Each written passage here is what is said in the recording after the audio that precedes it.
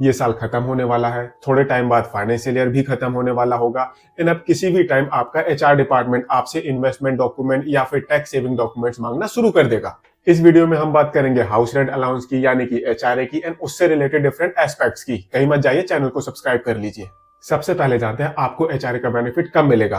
तो आपको एचआरए का बेनिफिट मिलेगा अगर आपके एम्प्लॉयर ने आपको एचआरए दिया हो, यानी कि आपके सैलरी स्ट्रक्चर में एचआरए कंपोनेंट हो। दूसरा, आप रेंट पर रहते हो। तीसरा, आपने रेंट पे किया हो। चौथा, आपके पास डॉक्यूमेंट्स हो। डॉक्यूमेंट्स क्या क्या?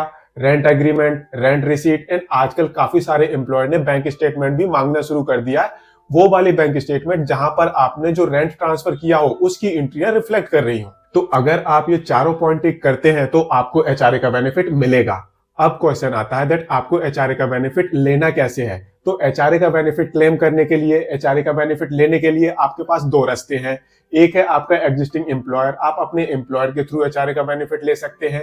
एंड अगर आपने एचआरए का बेनिफिट अपने एम्प्लॉयर के थ्रू नहीं लिया या फिर आपके एम्प्लॉयर ने आपको एचआरए का बेनिफिट नहीं दिया, तो जब आप अपना इनकम टैक्स रिटर्न फाइल करोगे आप तब एचआरए का बेनिफिट क्लेम कर सकते हो।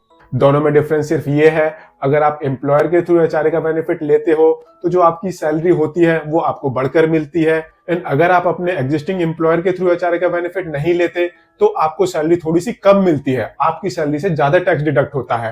एंड जितना ज्यादा टैक्स डिडक्ट होता है बिकॉज ऑफ एचआरए, जब आप अपना इनकम टैक्स रिटर्न फाइल करोगे उस टाइम आपको उतना एक्सेस टैक्स वापस मिल जाएगा, रिफंड मिल जाएगा। नाउ अब क्वेश्चन आता है आपको एचआरए का कितना बेनिफिट मिलेगा। तो उसके लिए 4 क्राइटेरियाज हैं एंड उन 4 क्राइटेरियाज में जो भी सबसे कम अमाउंट होगा वो आपका मैक्सिमम एचआरए बेनिफिट होगा। कौन कौन से 4 क्राइटेरियाज? सबसे पहला, आपको कितना एचआरए मिला। दूसरा, आपने कितना रेंट पे किया। तीसरा, 50 या फिर 40% ऑफ योर बेसिक सैलरी। 50% होता है अगर आप मेट्रो सिटीज में रहते हैं, 40% होता है अगर आप अदर देन मेट्रो सिटीज में रहते हैं। चौथा है rent paid over 10% of salary. हालांकि जो चौथा पॉइंट है उसकी वजह से दूसरा पॉइंट 0 हो जाता है। तो बेसिकली 3 पॉइंट्स रह जाते हैं। कौन कौन से? Actual HRA received, rent paid over 10% of salary and 40 and 50% of basic salary. ये आपका मैक्सिमम एचआरए बेनिफिट होता है जो आपको मिलता है। अभी तक हमने जाना आपको एचआरए का बेनिफिट कब मिलेगा, कैसे मिलेगा एंड कितना मिलेगा। अब बात करते हैं कुछ एफएक्यूज की, प्रैक्टिकल क्वेश्चंस की। क्या आप मम्मी को रेंट दे सकते हो? बिल्कुल दे सकते हो। क्या आप पापा को रेंट दे सकते हो? बिल्कुल दे सकते हो। क्या आप वाइफ को रेंट दे सकते हो? प्रॉब्लम है, यहां पर केसेस चल रहे हैं, अभी ये सिचुएशन क्लियर नहीं है। तो अगर आपने वाइफ को रेंट दिया तो हो सकता है फ्यूचर में प्रॉब्लम हो जाए। अगला, क्या आप खुद को रेंट दे सकते हो? डिफिकल्ट क्वेश्चन हो गया, गूगल कर लो, चैट जीपीटी से पूछ लो एंड अगर आंसर मिले तो वीडियो के कमेंट सेक्शन में लिख देना। अगला, अगर रेंट एग्रीमेंट नहीं है तब क्या होगा? अगर रेंट एग्रीमेंट नहीं है तो आपको रेंट एग्रीमेंट बनवाना पड़ेगा, अदरवाइज बेनिफिट नहीं मिलेगा। ऐसे ही अगर रेंट रिसीट नहीं है तब क्या होगा? वो भी आपको बनवानी पड़ेगी, अदरवाइज आपको बेनिफिट नहीं मिलेगा। माइंडेड, जो रेंट रिसीट होती है वो प्रूफ होता है दैट आपके लैंडलॉर्ड ने आपसे रेंट लिया है। ऐसे ही अगर आप 1 साल में 1 लाख या उससे ज्यादा का रेंट पे करते हैं तो आपके पास लैंडलॉर्ड का पैन एंड आधार दोनों होने चाहिए।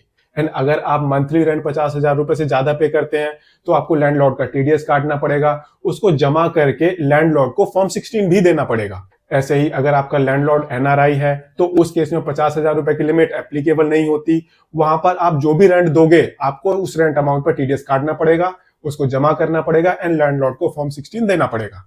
अब बात करते हैं बड़े क्वेश्चन की। अगर आपने अपने एम्प्लॉयर को डॉक्यूमेंट्स नहीं दिए, आपके एम्प्लॉयर ने आपको एचआरए का बेनिफिट नहीं दिया, तब क्या होगा? उस केस में आप बेनिफिट क्लेम कर सकते हो। जब आप अपना आईटीआर फाइल करोगे आप उस टाइम एचआरए का बेनिफिट क्लेम कर सकते हो। बट माइंड इट, आपके पास जो इंपॉर्टेंट डॉक्यूमेंट्स हैं, rent agreement, rent receipt, payment proof, ये सब के सब होने चाहिए, अदरवाइज फ्यूचर में प्रॉब्लम हो सकती है। अगला बहुत ही इंपॉर्टेंट पॉइंट, अगर आप मेक श्योर कर सकते हैं तो ध्यान रखें दैट जब भी आपका लैंडलॉर्ड अपना आईटीआर फाइल करे तो जो भी आपने उसको रेंट पे किया है उस रेंट को वो अपने आईटीआर में दिखाए एंड आपके पैन नंबर के अगेंस्ट दिखाए।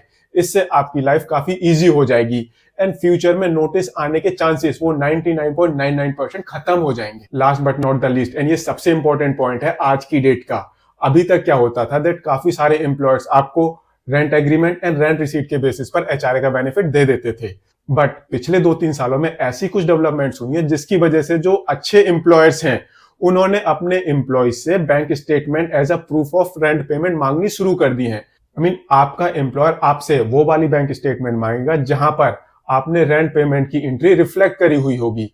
जिस बैंक अकाउंट से आपने रेंट की पेमेंट करी हुई होगी, आपका एम्प्लॉयर आपसे वो बैंक स्टेटमेंट मांगेगा along with rent agreement and rent receipt. ये इसलिए कुछ एम्प्लॉयर्स ने करना शुरू किया है बिकॉज पिछले 2-3 सालों में ऐसे केसेस हुए हैं दैट एम्प्लॉयज के जो आईटीआर थे उनकी स्क्रूटनी हुई है, एम्प्लॉयज को नोटिस आए हैं जहां पर उनसे rent agreement, rent receipt and bank statement मांगी हुई है। एंड कई केसेस में जहां पर असेसीज या फिर एम्प्लॉयज वो बैंक स्टेटमेंट नहीं फर्निश कर पाए, वहां पर डिमांड जनरेट हुई है एंड वहां पर एचआरए का बेनिफिट वो डिसअलाउ किया गया है। तो यही रीजन है that apart from rent agreement, rent receipt, अब आपको रेंट की पेमेंट बैंक अकाउंट के थ्रू करनी चाहिए। जितना पॉसिबल है बैंक अकाउंट के थ्रू आप रेंट की पेमेंट करें एंड उसको संभाल कर रखें। इससे क्या होगा, इससे फ्यूचर में प्रॉब्लम आने के चांसेस खत्म हो जाएंगे। अगर वीडियो पसंद आया हो इसे लाइक शेयर जरूर करें एंड चैनल को सब्सक्राइब करें। Thank you.